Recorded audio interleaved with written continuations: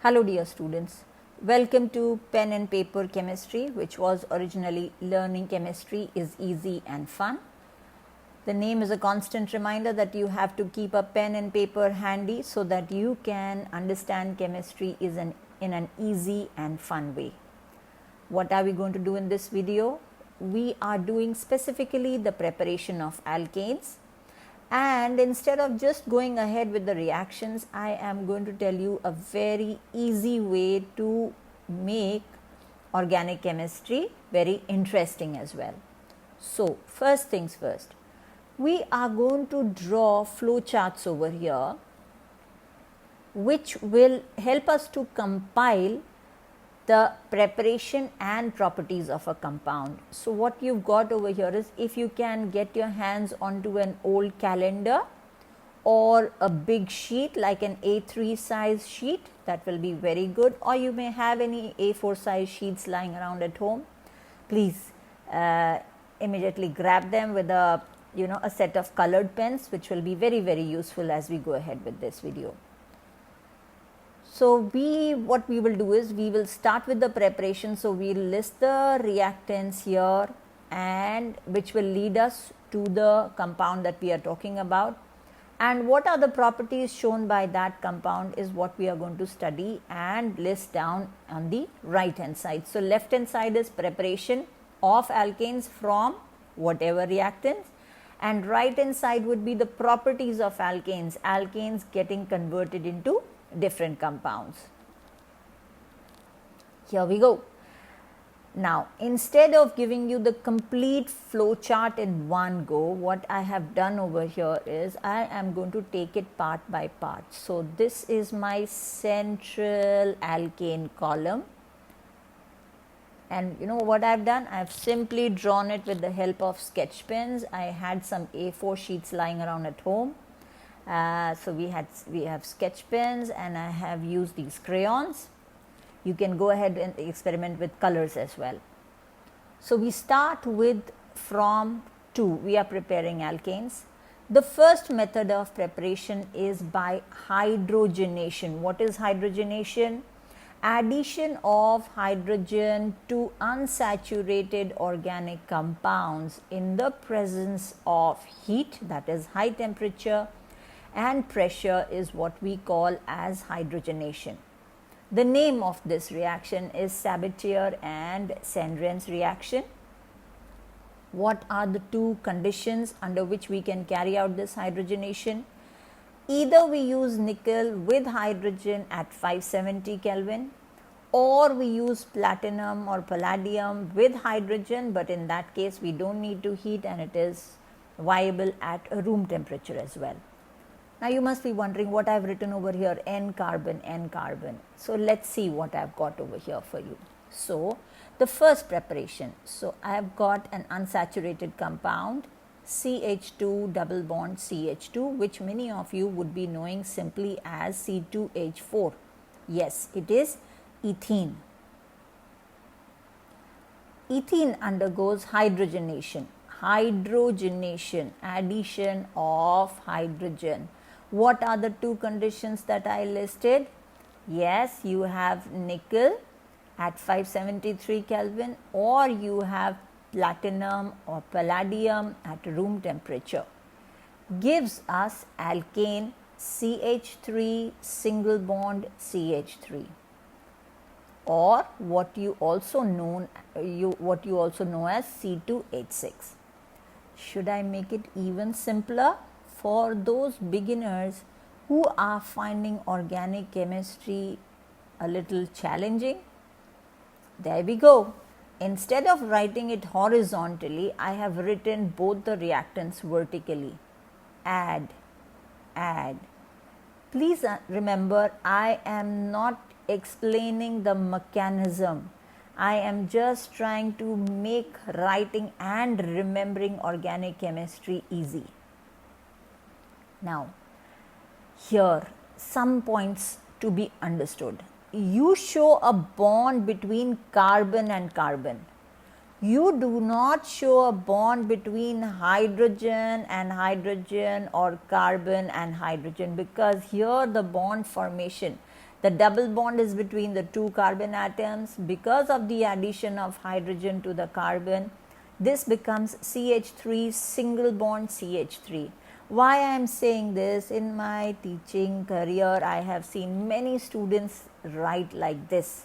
This is not correct. Being a student of science, you have to understand the finer points of this, right?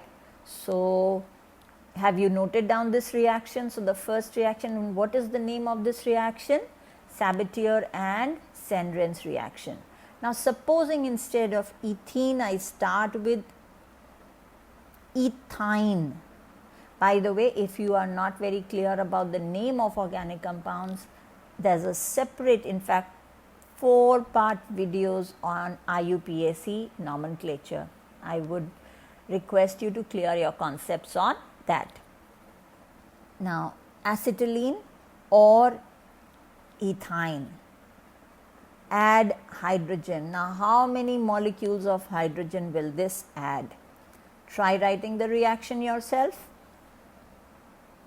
So, we have got over here, yes, very good. If you have tried writing it vertically like this. So, hydrogen molecule is this. Please write the conditions of the reaction. Very good. Organic chemistry is very, very specific. We have to be very careful about the temperature, the pressure and the catalyst, as you will see as you advance in your study of organic chemistry. Now, if I add only one hydrogen, what will it become? It will simply stop as CH2 double bond CH2. So, there is still unsaturation. This is C2H4. This is an alkene, right? So, what do we do here? What will happen if it is still unsaturated? Yes, it will add another hydrogen molecule. So, what we can simply depict by saying that there are two molecules of hydrogen which are used for hydrogenating an alkyne, that is a compound in which the two carbon atoms have triple bond between them. Can you correct the reaction now? How will we write the products now in this case? Go ahead. What will be the product form? CH3 single bond CH3, right? Are you happy with the first reaction? Yes. All other reactions will become simple like this. Just keep following the steps and don't forget the pen and paper. If you still haven't grabbed a pen and paper, please do so now. Now, coming to what I meant by the N carbon. Now, here if you notice, we started with two carbon atoms in the reactant. Our product also has two carbon atoms. That means there is no addition or no decrease in the number of carbon atoms of the reactant when it changes into the product. This is what we have depicted in the flow chart. So, now you see over here, this particular set shows you everything. You can be asked a question like, what is a Sabatier or Sendren's reaction? Second question is, what is hydrogenation? The third question that I can frame on this question is, how do you convert ethene to ethane? The fourth question that I can ask is, how do we obtain propane from an alkene, right? So, in that case, what alkene will you take? Very correct, we will take propene. So, if you notice, this small thing has covered everything for you: a name reaction, a definition, reaction conditions, conversion. Too many things, teacher, right? Don't worry. This flow chart, I am telling you, will be very, very helpful for you as we proceed. Don't run away. Next, let's go to the second thing, the second reaction. We've got now haloalkanes. Haloalkanes, except the fluorides, can be converted into alkanes in two different ways. One is by reduction, the other is by Wurtz reaction. Now, if you notice, what I have done is these name reactions, that means reactions which have specific names after the name of the scientists who gave these concepts, I have included in a separate block below the arrow. Here by mistake it's above the arrow, below the arrow in most of my flow charts, and I've written them in red. Colors, why I am insisting on colors is because they help you to remember better. By experience of my students, they say colors help you to recall. So let's go. Haloalkanes except fluorides, they can be reduced by either of these reducing agents to an alkane containing the same number of carbon atoms. That is why we have N carbon, N carbon. Secondly, by Wurtz reaction, they get the number of carbon atom gets doubled. Let's see how it is. So what we've got over here is alkyl halides on reduction. Now what is this Rx that I've written? See, when we have an alkane CH4, you remove a hydrogen from it, there is one hydrogen, one valency which is free. This becomes what we call as an alkyl. There are other examples of alkyl as well. So if we have C2H6, what will be the alkyl? C2H5. If I have C3H8, what will be the alkyl? C3H7. There are various examples, there are branches, sub-branches and so on. I am just giving an idea for a beginner, okay, so that they do not get scared. That's all. Now, instead of writing C2H5Br, so if I have to write an alkyl halide, C2H5Br, this is bromoethane or ethyl bromide according to the earlier system. Same way I can write CH3I, iodomethane. Instead of writing the alkyl group like this in terms of carbon, many a times in order to write a general reaction we just put an R.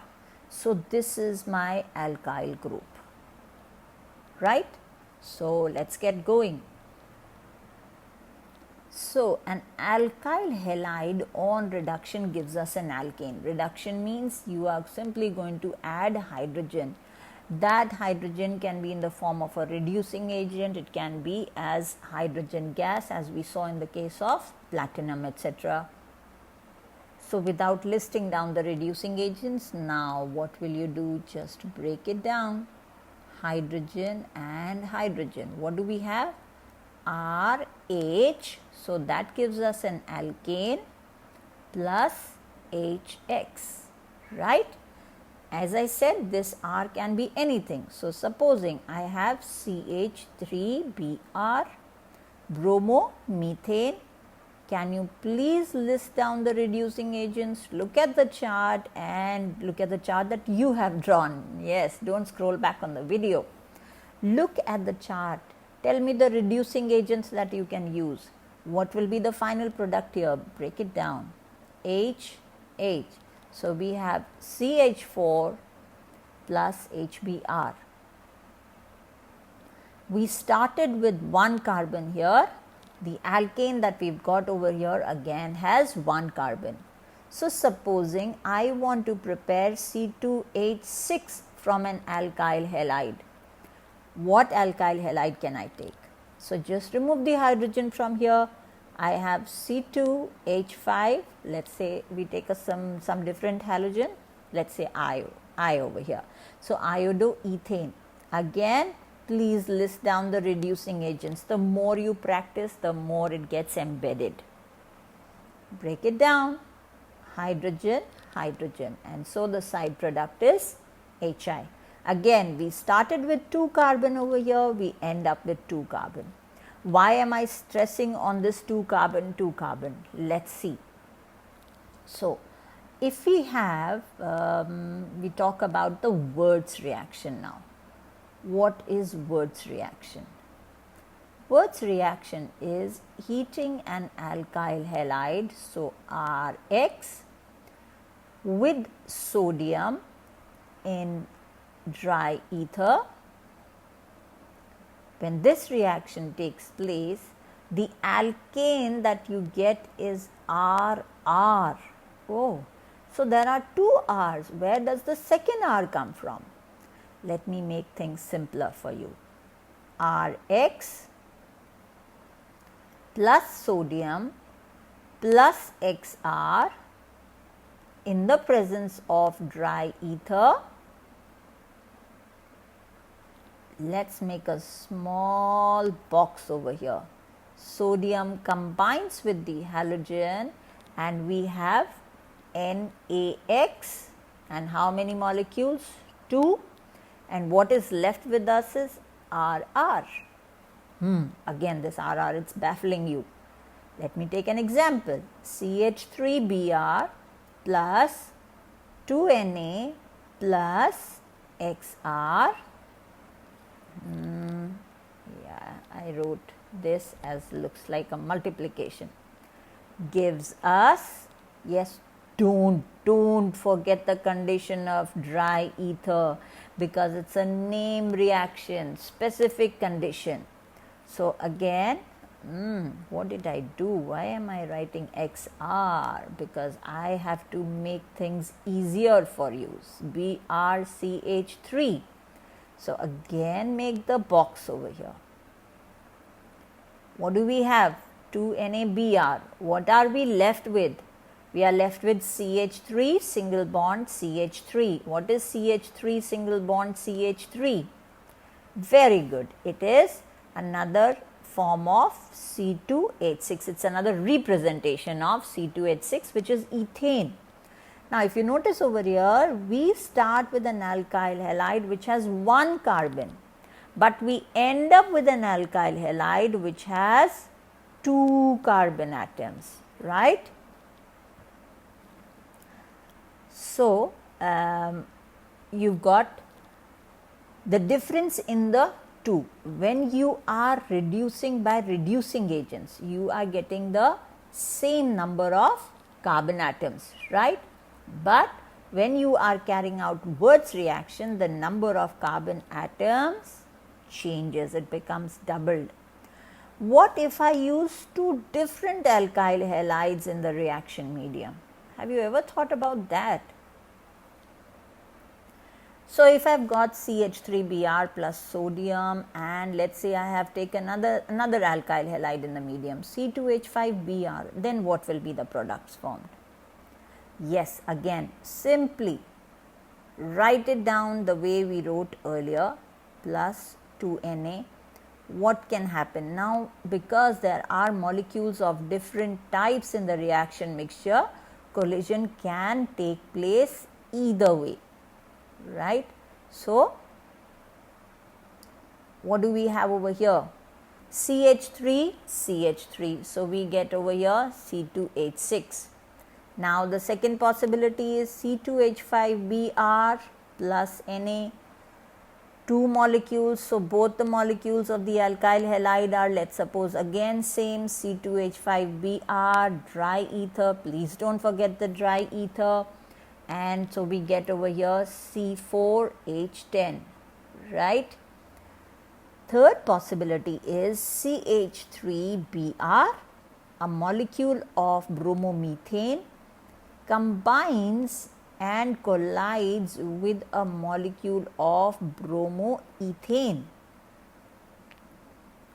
Oh, look at that.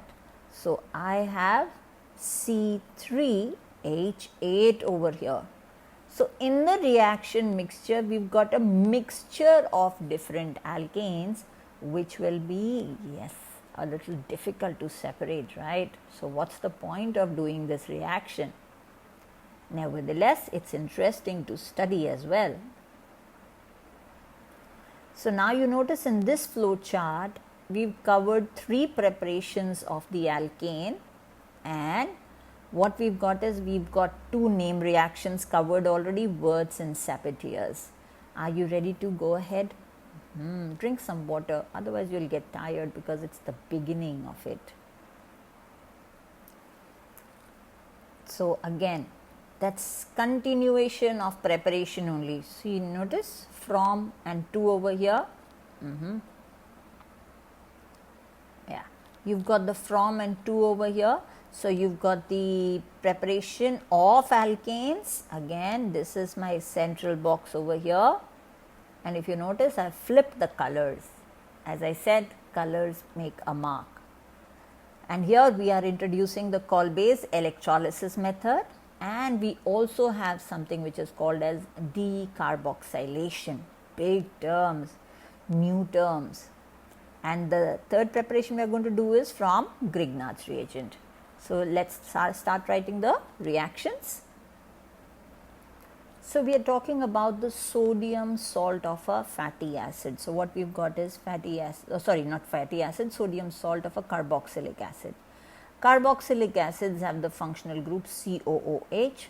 Sodium salt means you replace the hydrogen by sodium or even potassium. So we have sodium salt of the carboxylic acid.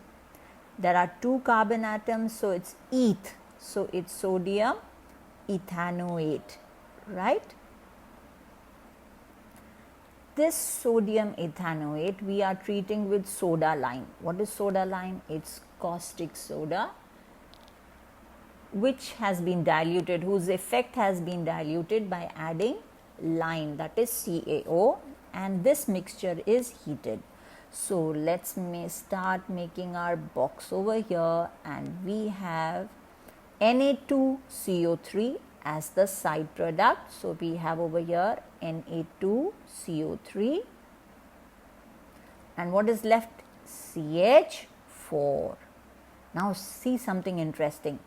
You started with a carbon compound which had two carbons, but you are getting an alkane which has only one carbon. Now you understood why we have written in the flow chart. See over here, we've written N plus 1 carbon changes to N carbon. So supposing you have to prepare C2H6, then what sodium salt will you start with? Yes, you know that one carbon atom is going to go. So I have C2H5 COONA, sodium propionate, plus sodium propanoate heated with soda lime CaO. So this is diluted with, its effect is diluted with lime so that it does not etch the glass tube. And when we heat it, we get, yes, don't forget the box. You know, some teachers call it the box chemistry. Na2CO3. You will enjoy chemistry more if you start making these boxes yourself and you start drawing them. Otherwise, you will find this lesson very boring, believe me. So please start writing these reactions. So if you notice again, 3 carbon atoms reduced to 2. So what we've done, this alkyl group are COONA plus NaOH heated, very good, and we have NaRH is our alkane plus Na2CO3.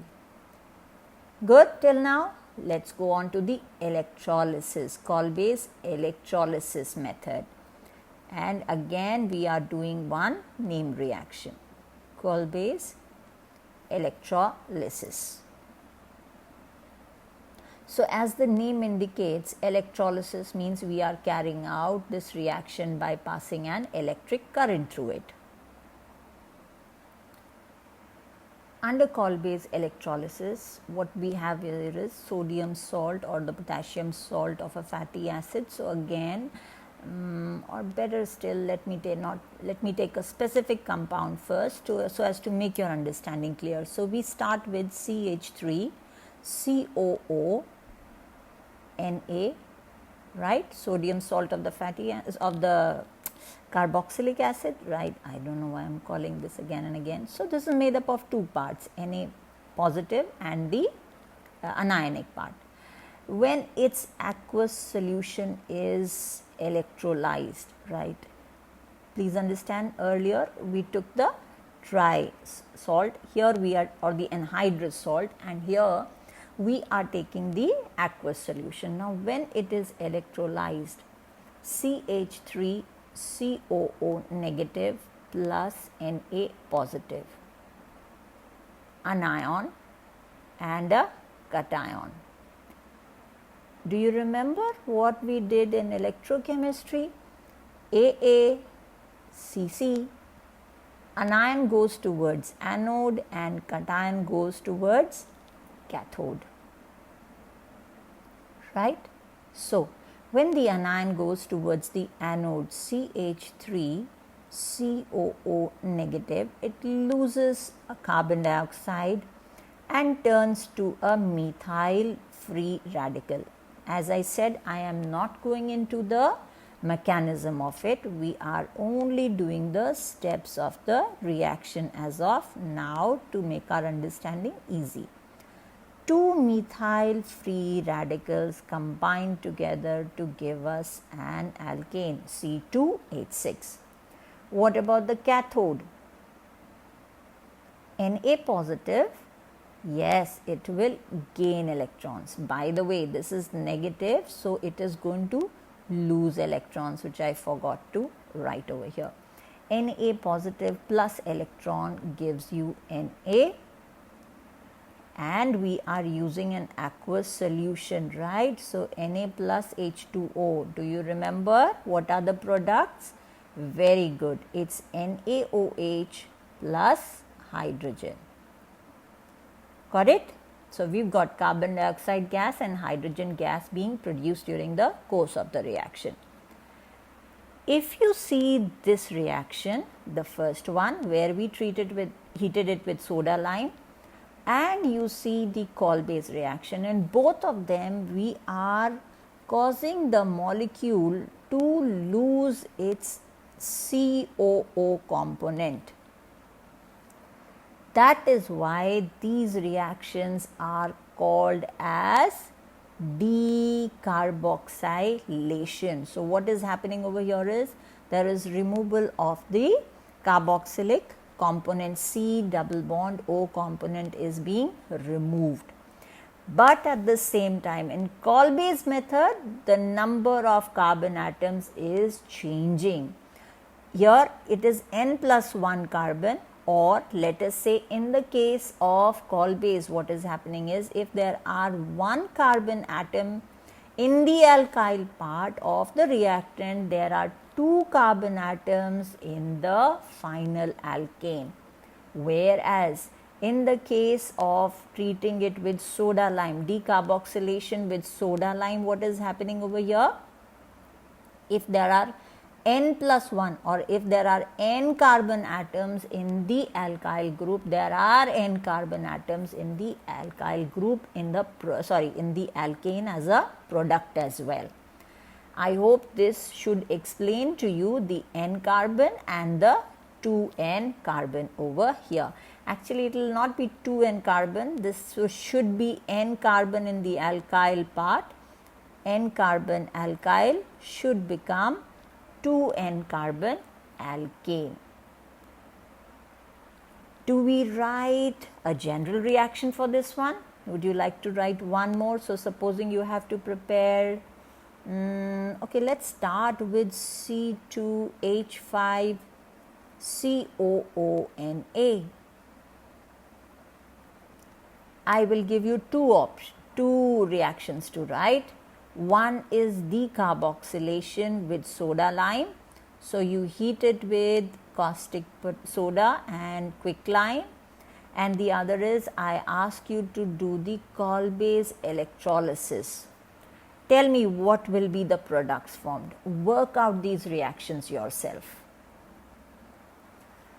The next reaction we are talking about is the formation of alkanes using Grignard's reagent. This is a very interesting set of reagents, you know.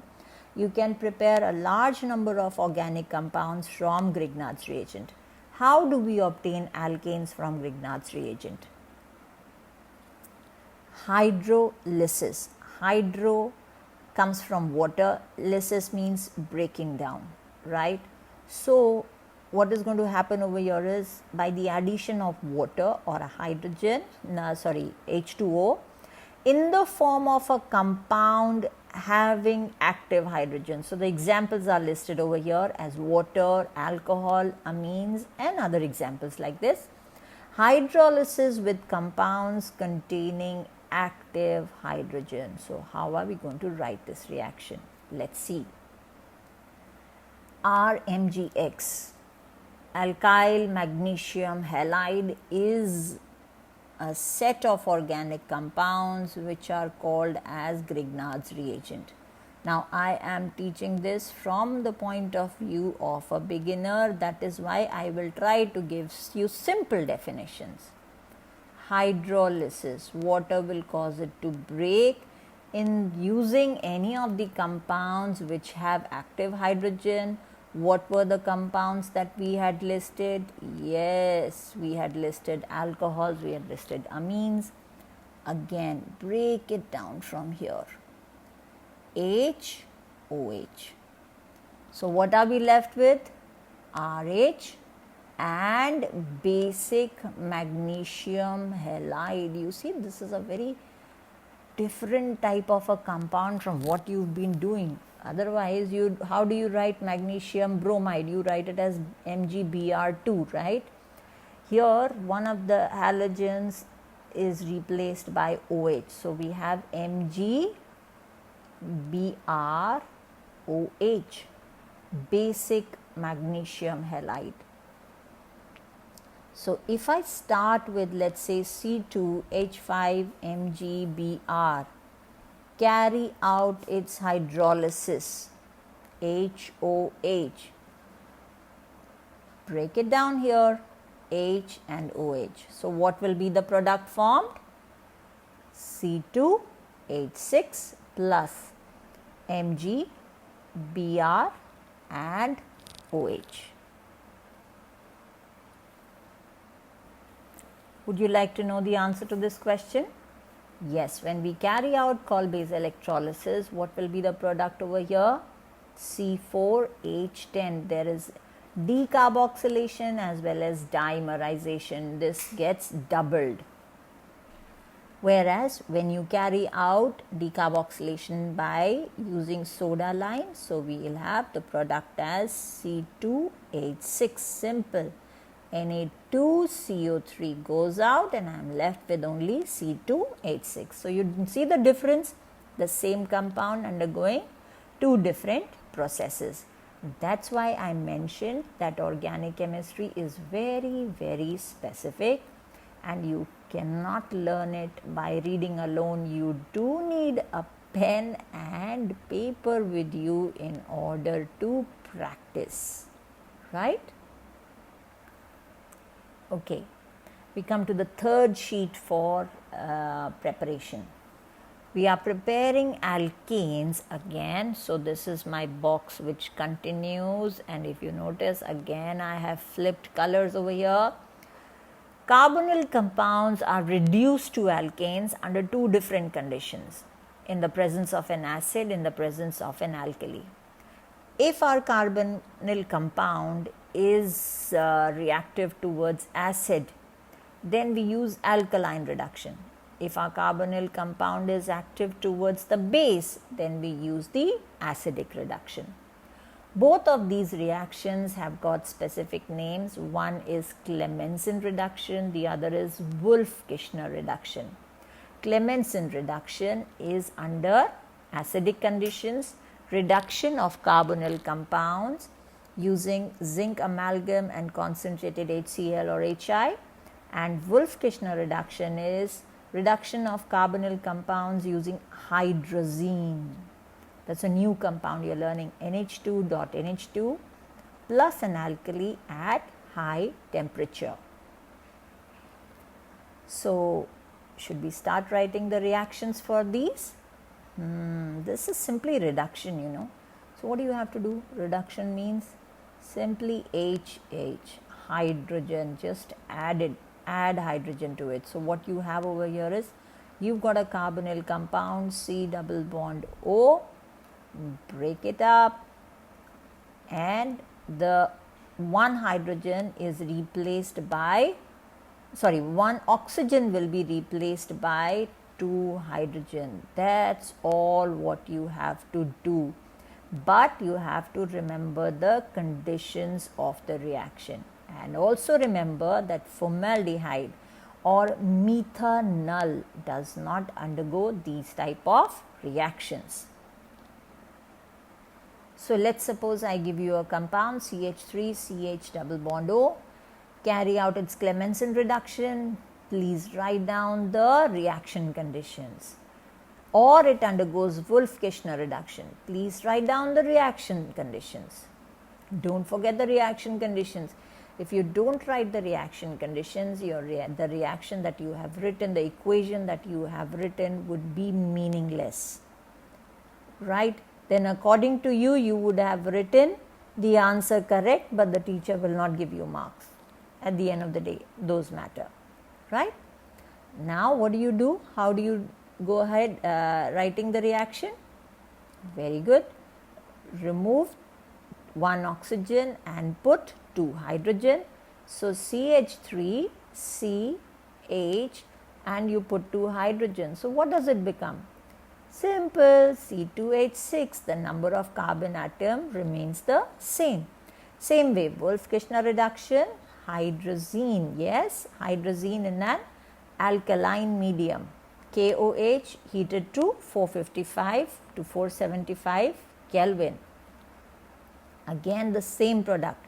It's simply reduction. You add hydrogen to it. So remove oxygen, add hydrogen. So we'll have CH3 single bond CH3, and the product in both the cases is the same. Let's see the next. Alcohols, aldehydes, ketones, carboxylic acid, derivatives can all be reduced using red phosphorus and HI to be heated in a sealed tube at a temperature of around 423 Kelvin. And because it's a sealed tube, that means the reactants are under high pressure. Do we go ahead and write this reaction? It again is simple because it's a reduction process. That's all you have to remember. So reduction means 1 oxygen replaced by 2 hydrogen, right? And this OH replaced by a single hydrogen. So what are we left with? RCH3. Simple.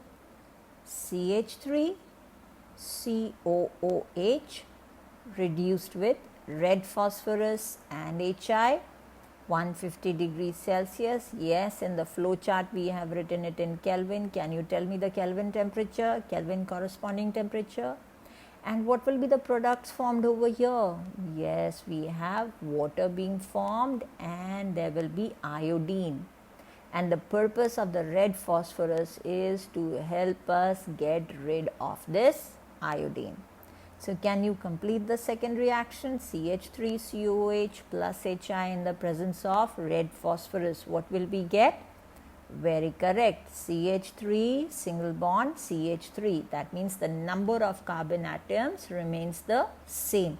Similarly, you have other carbonyl compounds and you can write the reaction with them as well. So 1 oxygen replaced by 2 hydrogen and we will have the product as RCH2R dash. You must be wondering what is this R and R dash. These are 2 alkyl groups. They can be same or they can be different. That is why one is written as R, the other is R dash. For example, I could have it as CH3 C double bond O CH3. Yes, propanone, you got it right.